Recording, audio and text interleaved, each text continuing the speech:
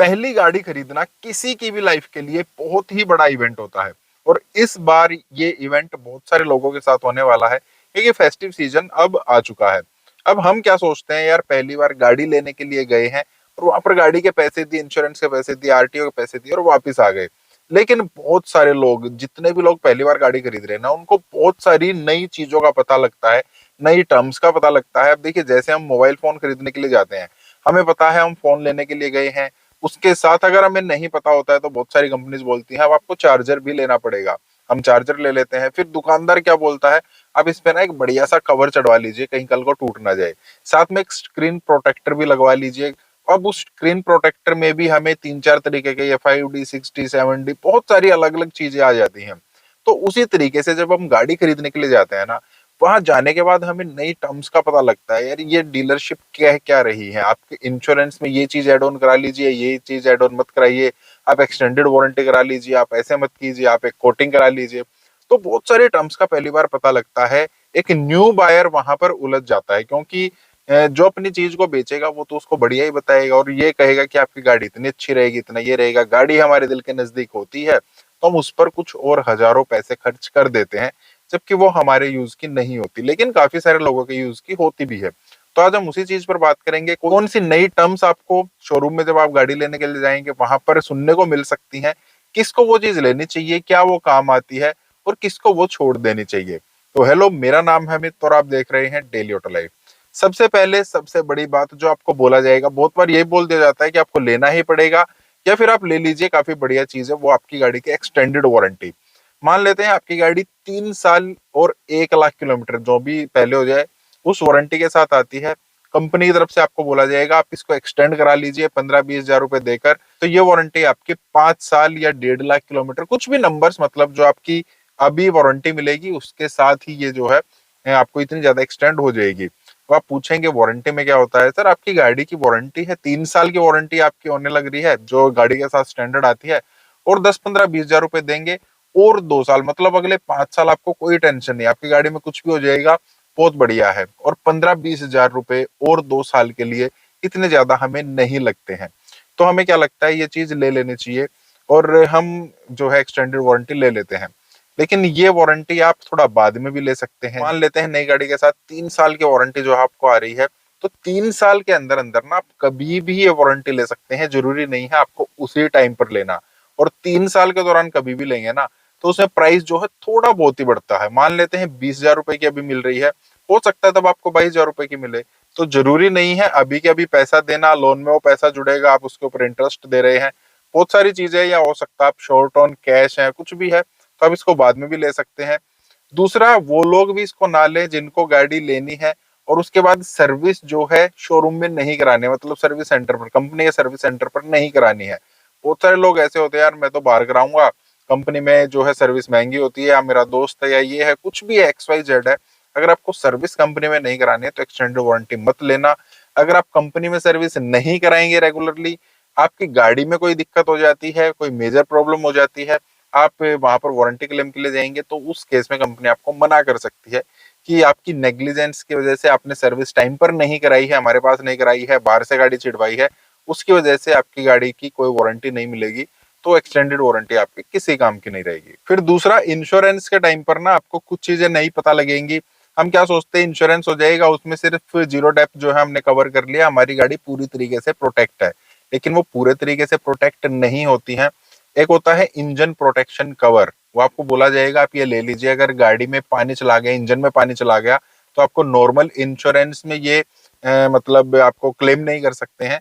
अगर आपने engine protection cover extra ले रखा है तभी आप इसको कवर कर सकते हैं या इसका क्लेम ले सकते हैं, तो उसके लिए इंजन प्रोटेक्शन कवर, इसको थोड़ा सा डीपली समझना पड़ता है। जब आप इंजन प्रोटेक्शन कवर लें तो उनसे पूछना है, जिस भी कंपनी का आप लें, कि ये हाइड्रोस्टैटिक लॉक अगर हमारा इंजन हो जाता है, या अगर हम अपनी गाड़ी को, सिंपल भाषा में बोले, अगर हम अपनी गाड़ी को चला रहे हैं, पानी में से चला रहे हैं, उस टाइम पर अगर इसके इंजन में पानी चला गया, तो क्या वो भी क्लेम होगा, क्या वो भी कवर होगा क्या? क्योंकि कंपनीज क्या करती हैं, इंजन प्रोटेक्शन कवर में पानी जाना वो तब अलाउड करती हैं, तब उसका क्लेम देती हैं कि मान लेते हैं आपकी गाड़ी कहीं पर खड़ी है, आप गाड़ी के पास नहीं है, बाढ़ आई या कुछ भी आया, गाड़ी में पानी चला गया, उसके बाद आपकी गाड़ी के इंजन में पानी गया है खड़ी गाड़ी में, तब वो कहते हैं कि आपको कवर मिल जाएगा, प्रोटेक्शन मिल जाएगी इंश्योरेंस में। लेकिन अगर आपने पानी में से गाड़ी चला दी है, उस टाइम पर ये आपकी गलती है, कंपनी गलती नहीं है। गाड़ी हाइड्रोस्टैटिक लॉक हो जाती है अलग से, तब आपको ये क्लेम नहीं मिलेगा आपके इंजन में पानी चला गया है। तो कुछ कंपनीज इस चीज का भी क्लेम देती हैं, कुछ नहीं देती हैं। तो आपको पहले कंपनी से जरूर पता करना है। और ज्यादातर वहां पर ये चलता है जो बाढ़ वगैरह जहाँ पर ज्यादा आती है ना, तो उनके लिए ज्यादा बेटर है। आपके एरिया में ऐसा नहीं है, या आपकी पार्किंग ऐसी है जो थोड़े ऊंचे लेवल पर है, बेसमेंट में पार्किंग नहीं करते हैं, अगर बेसमेंट में करते हैं तो भी आप ले लीजिए, क्योंकि बेसमेंट में पानी भर जाता है। तो वहां पर आप ले सकते हैं या छोड़ सकते हैं। और हाइड्रोस्टैटिक लॉक, या फिर ये बोलना है कि पानी में से चलाएं तब चला जाए, तो वो कवर है या नहीं है। फिर एक और होता है ROI, रिटर्न ऑफ इनवॉइस। ये क्या होता है, जब आपकी गाड़ी 3 साल तक नहीं है ना, तभी तक आपको ये मिलता है। टोटल लॉस में अगर हमारी गाड़ी चली जाती है, चोरी हो गई है, जल गई है, कहीं पर ऐसा एक्सीडेंट हो गया है जो बियॉन्ड रिपेयर है, उस केस में कंपनी क्या कहती है कि ये टोटल लॉस में चली गई है। तो एक IDV होती है, इंश्योर्ड डिक्लेयर्ड वैल्यू। जो आज गाड़ी की वैल्यू है, मान लेते हैं हमने 10 लाख रुपए की ली है, तो 2 साल के बाद वो 10 लाख की नहीं रह जाएगी, शायद 8.5 लाख रुपए की रह जाए। लेकिन अगर आपने ROI ले रखी है, रिटर्न ऑफ इनवॉइस कवर आपने ले रखा है, 3 साल के अंदर आपकी गाड़ी टोटल लॉस में चली गई है, तो जो आपकी गाड़ी की इनवॉइस वैल्यू है, साथ में जो आपने टैक्स दिया है, साथ में जो आपने स्टार्टिंग में इंश्योरेंस का पैसा दिया था, वो सब मिलकर आपको पूरा का पूरा पैसा मिलेगा। तो ये आप जरूर लीजिए, 3 साल तक ये मिलता है, उसके बाद आप लेना चाहेंगे तो भी नहीं मिलेगा। फिर एक और चीज आपको काफी सुनने को मिलेगी, जब आप नई गाड़ी लेंगे, नई गाड़ी लेकर चलने के लिए होंगे, उस टाइम पर भावनाएं जो है बड़ी उमड़ी रहती हैं अपने अंदर। या पहले 1 महीने 2 महीने के लिए हमें गाड़ी बहुत अच्छी लगती है, हो सकता है जब आप गाड़ी लेने जाए तभी, या हो सकता है जब आप फर्स्ट सर्विस के लिए जाए, मतलब चेकअप वगैरह के लिए जाए, 10 15 20 दिन के अंदर जाए, तो वहां पर आपको बोला जाएगा आप अंडर बॉडी कोटिंग करा लीजिए।